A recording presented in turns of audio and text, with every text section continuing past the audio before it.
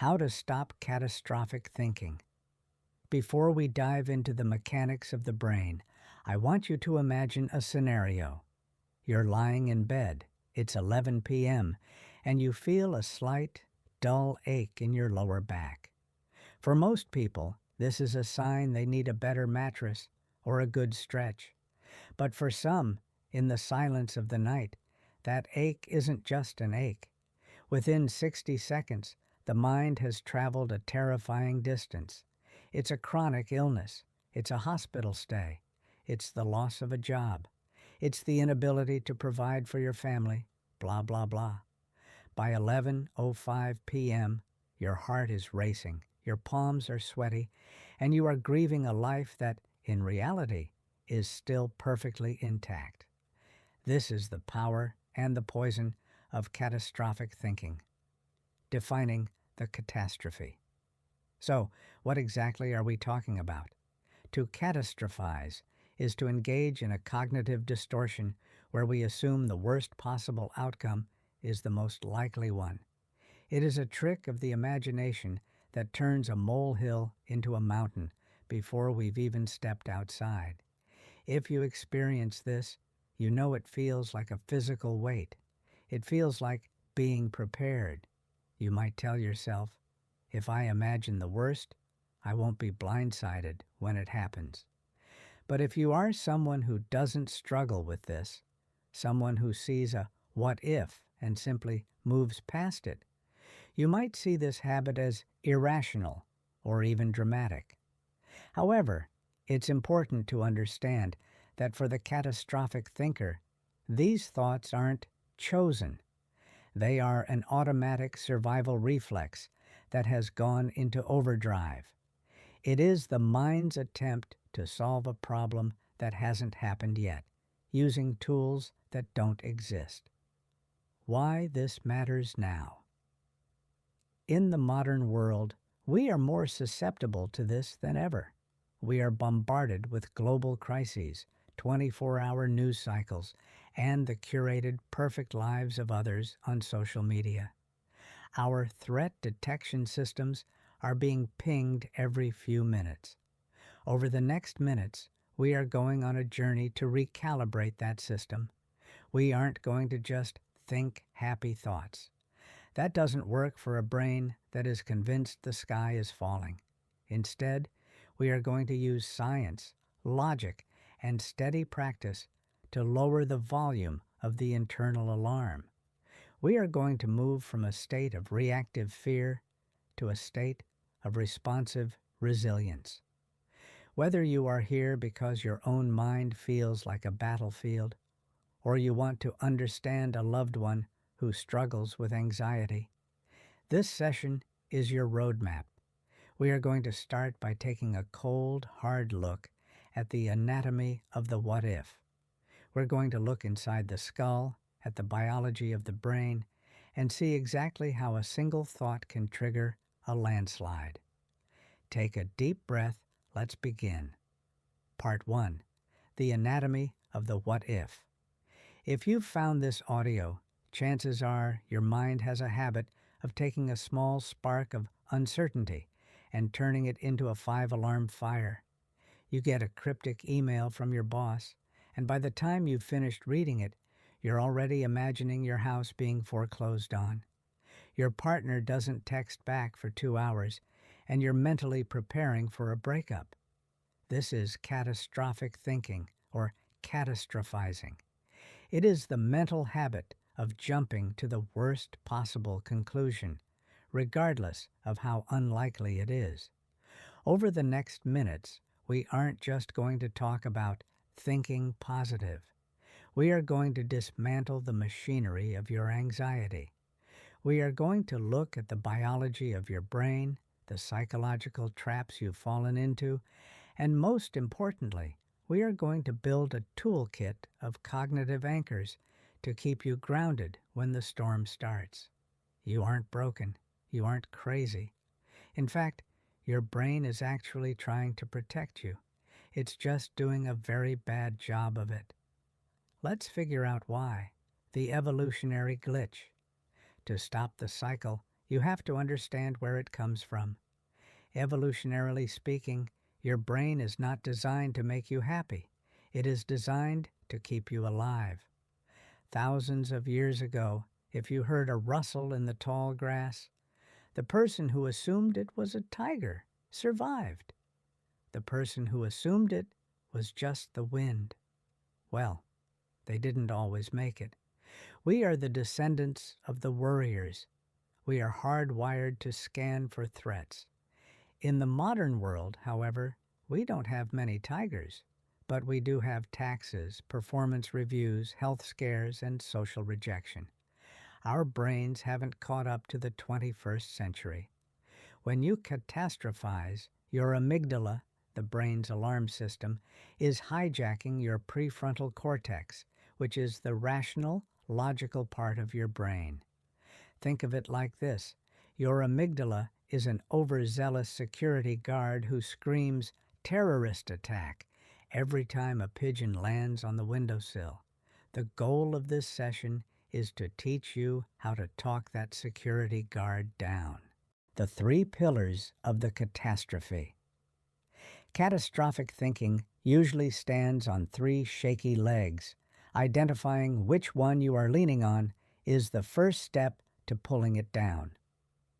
Overestimation of likelihood. This is when we convince ourselves that the worst-case scenario is not just possible, but inevitable.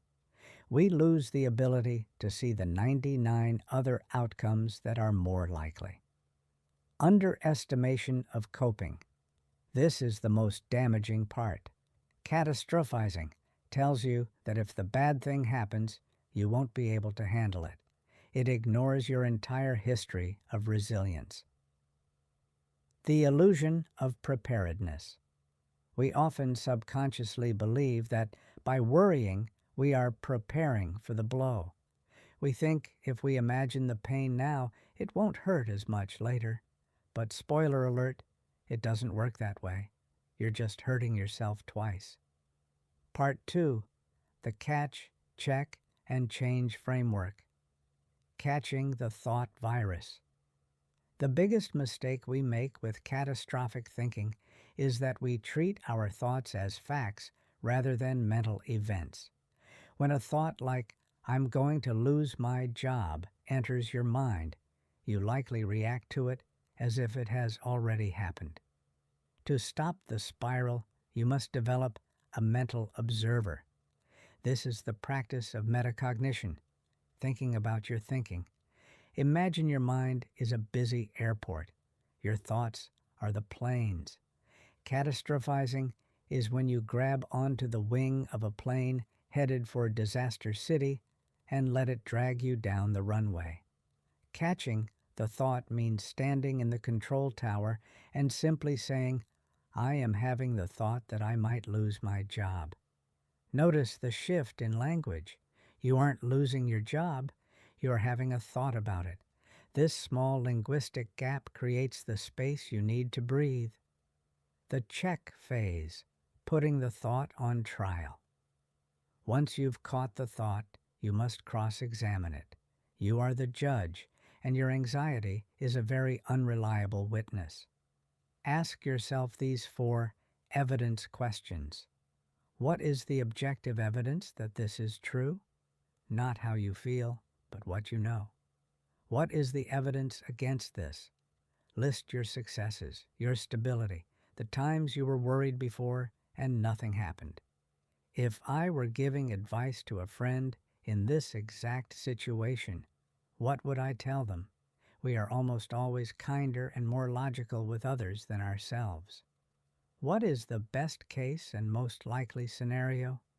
Usually, we oscillate between the current reality and the worst case. By forcing your brain to visualize the best case, you neutralize the emotional charge of the worst case. The truth almost always lies in the middle, the most likely scenario. The change phase, portraying resilience. The final step of this framework is the pivot. Even if the worst case were to happen, the catastrophe isn't the event itself. It's your belief that you can't survive it.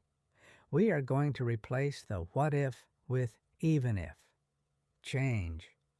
What if I fail this presentation and everyone thinks I'm incompetent? 2. Even if I stumble during this presentation, I have the skills to clarify my points afterward, and one 20-minute meeting does not define my entire career. This is called decatastrophizing. It's the process of looking at the monster and realizing it's just a shadow on the wall. You have survived 100% of your worst days so far. Your coping bank account is much fuller than your anxiety wants you to believe. The 5-4-3-2-1 grounding technique. Before we move into the deeper psychological roots in the next section, let's practice a physical emergency brake. When the spiral is spinning too fast for logic, go back to your senses. Stop. Breathe. Look around the room. Identify 5 things you can see. Pause 2 seconds. Identify 4 things you can touch. Pause 2 seconds. Identify 3 things you can hear. Pause 2 seconds. Identify 2 things you can smell. Pause 2 seconds. Identify 1 thing you can taste. Pause 1 second. By the time you finish this, you have forced your brain to leave the future imagined horror and return to the present moment reality. The present is almost always safer than the future your anxiety is building. Part 3. The deep roots: perfectionism, control, and the safety trap. The illusion of control. At the heart of every catastrophe is a desperate, hidden desire. The desire for absolute certainty. We catastrophize because we believe that if we can just imagine every possible bad thing, we won't be surprised by them. We treat worry like an insurance policy. But certainty is an illusion. Life is inherently uncertain. The control trap works like this. You feel anxious because you can't predict the future. To fix the anxiety, you try to control the future by thinking about it constantly. But since you can't actually control it, you feel more anxious, which leads to more thinking. To break this, you must practice radical acceptance. This doesn't mean you like what is happening. It means you stop fighting the fact that it is happening. When you stop demanding that the universe give you a 100% guarantee of safety, the need to catastrophize begins to wither away. You replace "I must know what happens" with "I am capable of handling whatever happens."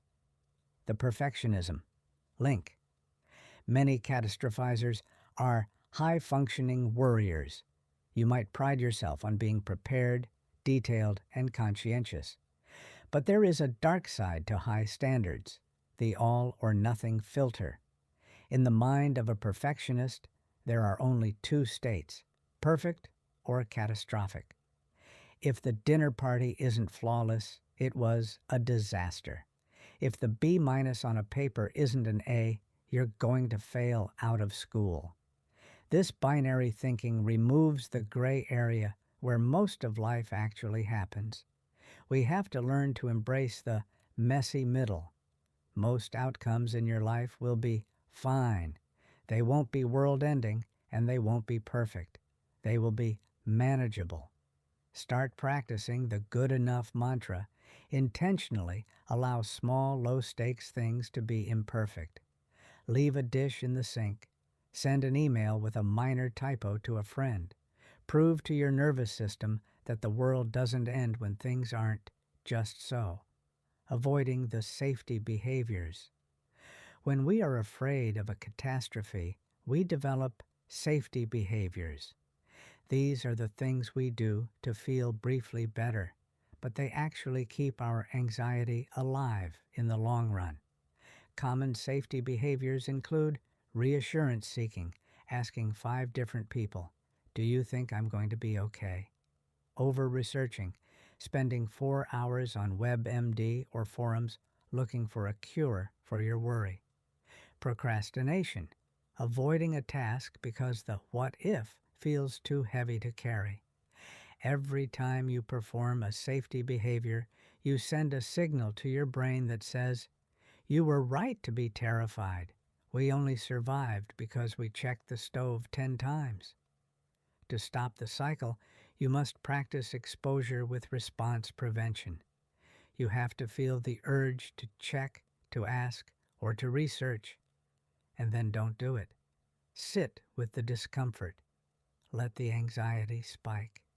If you don't feed the fire with safety behaviors, it will eventually burn itself out. This is the boredom principle. Eventually, your brain gets bored of being scared of the same thing. The worry window technique. If you find it impossible to stop worrying entirely, we are going to use a containment strategy. Instead of letting the catastrophe follow you around all day like a stray dog, give it a home.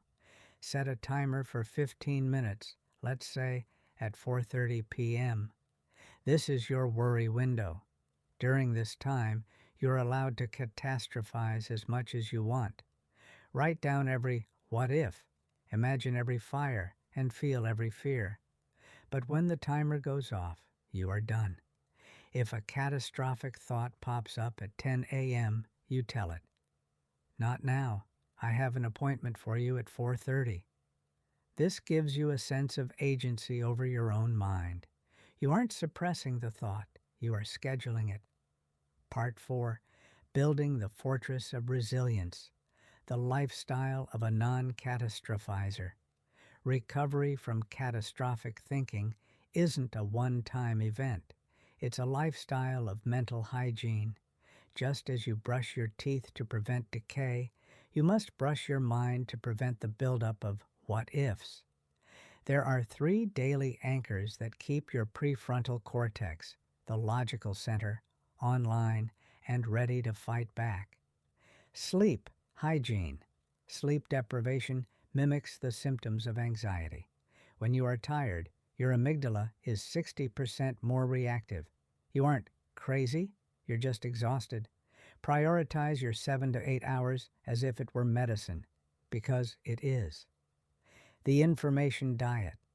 If you struggle with catastrophizing, stop doom scrolling.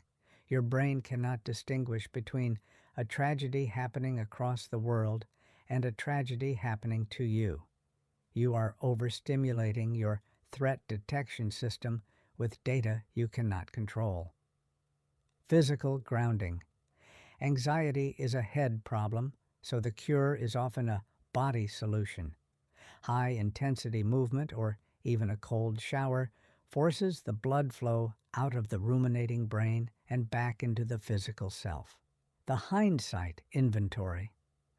I want you to take a moment and look back at the last year of your life.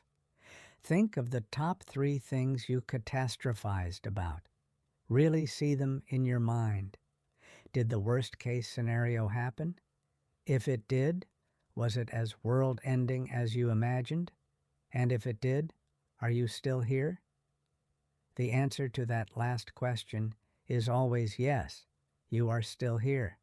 You have a 100% success rate of surviving your catastrophes. This exercise isn't about shaming yourself for worrying. It's about gathering data. Your internal alarm system has a false positive rate of nearly 99%. Would you keep a home security system that went off every time a leaf blew by? Probably not. Start trusting your strength more than you trust your fear. Closing meditation, the mountain and the storm. As we close this session, find a comfortable position. Close your eyes if it's safe to do so. Imagine yourself as a great, ancient mountain. Your base is rooted miles deep into the earth. You're solid. You're unmoving. The catastrophes in your mind, the worries about money, health, and what people think, those are just weather. Sometimes it's a light rain. Sometimes it's a violent, dark thunderstorm with lightning and howling winds. The storm may lash against your side. It may obscure your view of the sun. But the storm is not the mountain. The storm is passing. It has a beginning, a middle, and an end. You do not need to fight the storm. You do not need to argue with the wind. You simply remain the mountain. You sit, you breathe, you observe the clouds passing by. When you are ready, bring your attention back to the room. Carry this mountain mind with you. The next time a what if arrives, look at it, recognize it as a cloud, and let it drift away. You are safe, you are capable, you are grounded. The AWARE Deep Dive. As a token of appreciation for your patience in listening, I would like to gift you with this exercise, which you can refer to whenever you need it. If you are listening to this because your heart is racing right now, stop. Don't try to fight the feeling. If you fight the panic, you give it more energy. Instead, we are going to do something called floating. Imagine you are in a body of water. If you thrash and struggle, you sink. If you go limp and let the water hold you, you float. Right now, let your anxiety be the water. Don't fight the physical sensations. As you are listening, take a deep breath and exhale slowly. Let's use the AWARE method to expand this moment and slow it down. A. Accept the anxiety. Acceptance does not mean you like the feeling. It means you acknowledge the biological fact of it. You aren't broken. Your nervous system is simply over-communicating. Say to yourself, I am feeling anxious, and that is okay. It is just a feeling, and feelings are like clouds. They have no choice but to move across the sky. W. Watch the anxiety. Step outside yourself. Look at it like a scientist observing a specimen. Is your chest tight? Is your breathing shallow? Notice the tingling in your hands or the heat in your face. Just observe it without judging it. By watching the feeling, you stop being the feeling. You become the observer, and the observer is always safe. A. Act with the anxiety. You don't have to wait for the fear to be gone before you can move. Continue to breathe. Do not rush your movements. If you are walking, walk slowly. If you are lying down, feel the weight of your body. Prove to your brain that you can function even while the alarm is sounding. R. Repeat the steps. Keep observing until the chemical surge of adrenaline naturally fades. It usually takes about 3 to 10 minutes for the body to reabsorb adrenaline, which depends on your unique body composition and metabolism. You cannot rush biology, you just have to wait it out. Let the waves of energy wash over you and then recede. E. Expect the best. Know that this will pass just as it has every single time before. You have a 100% success rate of surviving your hardest moments. Confidence comes from knowing that even if the feeling returns, you now have the tools to meet it. Expanded affirmation loop. I am going to say a series of truths. I want you to listen to them and absorb them into your subconscious. We will do this slowly, allowing the weight of each sentence to settle. My thoughts are not facts. They are merely suggestions from a tired mind. I have handled every worst-case scenario that has ever actually happened. I am safe in this moment, not 5 minutes from now, not tomorrow, but right now.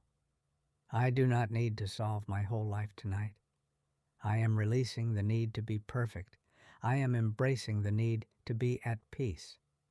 My worth is not defined by my productivity or my ability to stay calm. I am not responsible for things that are outside of my immediate control. I give myself permission to rest, even when there is work left to be done. Every deep breath I take is a message of safety to my nervous system. I am moving away from what if and toward what is.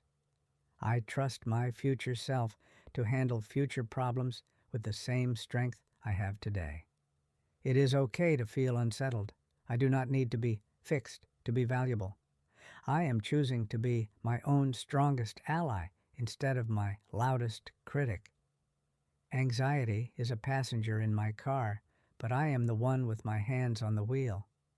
I am more than a collection of worries. I am a person of depth, history, and resilience. This feeling is a tunnel, not a cave. There is an exit, and I am moving toward it.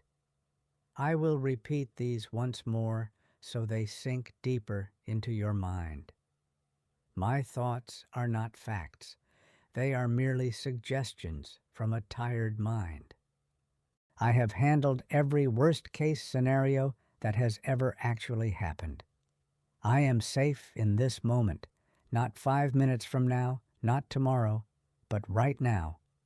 I do not need to solve my whole life tonight. I am releasing the need to be perfect. I am embracing the need to be at peace. My worth is not defined by my productivity or my ability to stay calm. I am not responsible for things that are outside of my immediate control. I give myself permission to rest, even when there is work left to be done. Every deep breath I take is a message of safety to my nervous system. I am moving away from what if and toward what is. I trust my future self to handle future problems with the same strength I have today. It is okay to feel unsettled. I do not need to be fixed to be valuable. I am choosing to be my own strongest ally instead of my loudest critic. Anxiety is a passenger in my car, but I am the one with my hands on the wheel. I am more than a collection of worries. I am a person of depth, history, and resilience. This feeling is a tunnel, not a cave. There is an exit, and I am moving toward it. The foundation of physical release.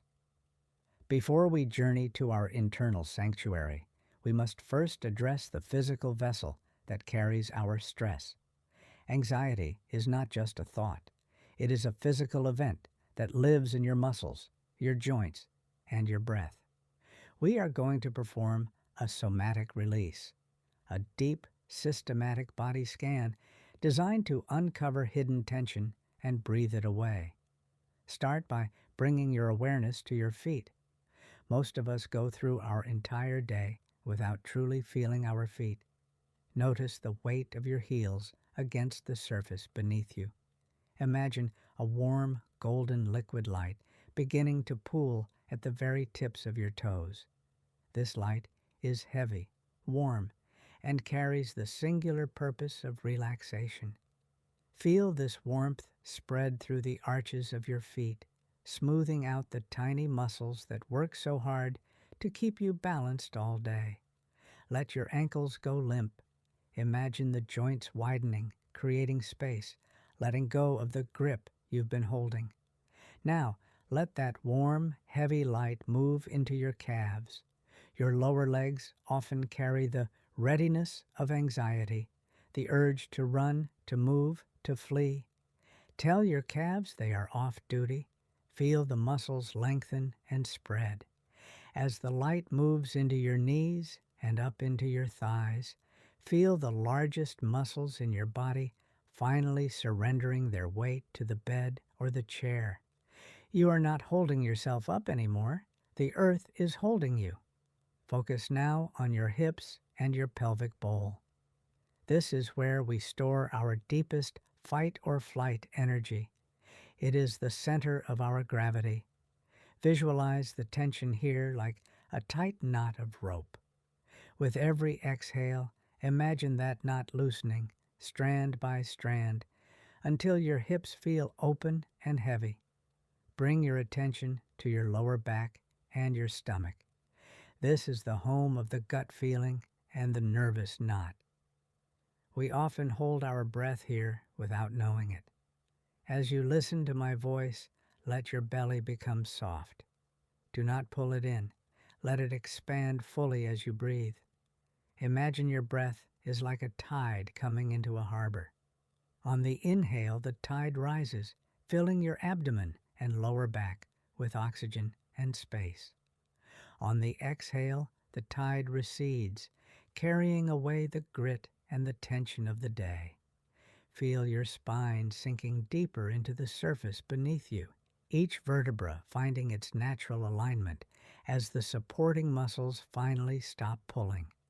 Now shift your focus to your heart and your hands. Move the scan into your chest. Notice the rise and fall of your rib cage. Beneath your ribs, your heart is beating. Even in your most anxious moments, your heart has never stopped working for you. Acknowledge its rhythm. Feel the warmth move into your shoulders, the place where we carry the weight of the world. Imagine your shoulders dropping away from your ears, melting down toward the floor. Let that relaxation flow down your arms, through your elbows, and into your wrists. Your hands do so much doing, typing, reaching, grasping. Let them transition into being. Let your fingers curl naturally. Feel the palms of your hands grow warm and heavy.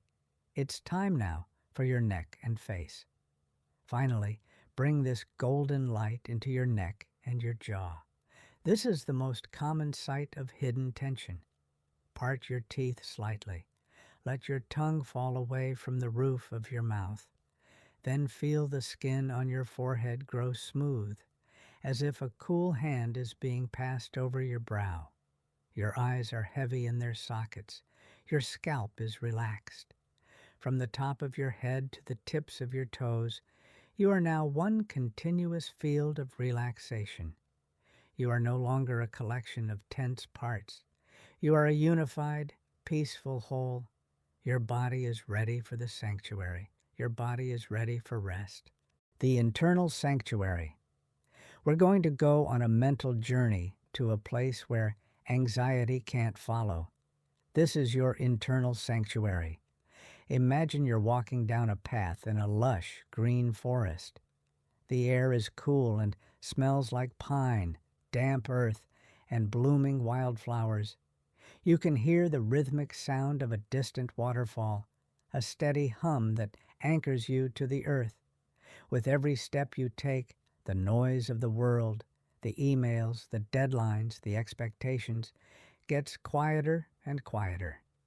You see a small, sturdy wooden cabin ahead. This is your place. The walls are thick, the windows are bright, and the door is heavy and secure. No one can enter without your invitation. There are no phones here. There are no clocks. There are no expectations. Go inside. Feel the texture of the wooden floor beneath your feet. Sit in the large, soft chair by the window. Watch the trees outside sway in the wind, dancing to a rhythm that is millions of years old. Now, imagine there is a fireplace in the center of the room. The flames are low and golden.